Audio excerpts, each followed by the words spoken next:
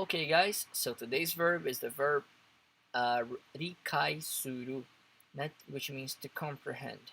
Rikai, and suru, right? So basically, it is the verb suru, which with the word rikai, comprehension. Okay, it's a little bit different from wakaru. Wakaru is understand, which can be understand a situation or understand Japanese, you know. But ikaisuru is a little bit more complex, so I would go with comprehend. Okay, better than to understand.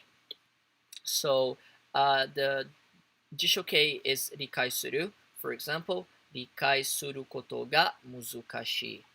It's difficult, 難しい to comprehend, okay, to understand. So this can also be like in terms of a situation, ね、このシチュエーションが、理解することが難しいですね。It's a tough situation to understand. Okay, 理解することが難しい。The next one is our ます系、理解します。For example, これ理解しましたか？これ理解しましたか？これ理解しましたか？ Did you understand? Did you comprehend? Okay.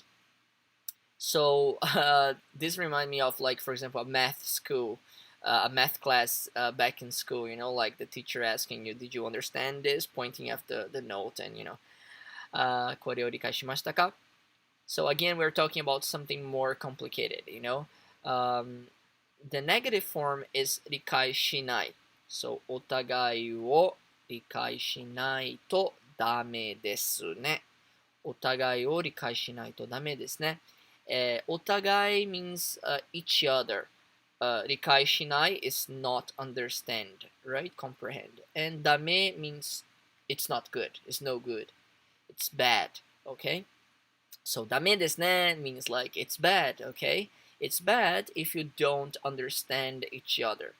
It's bad if you cannot comprehend each other. Okay, so you would tell this to somebody, two people fighting, for example, and like children, for example, お互いを理解しないとダメですよ, or couples that are always fighting. And the last one is our imperative form, て, so 理解して. For example, 理解してくださいね. 理解してくださいね. So this is like, please understand my situation. ちょっと理解してくださいね. Okay, guys, I hope you enjoyed this video and see you on the next one. Take care. また、バイバイ.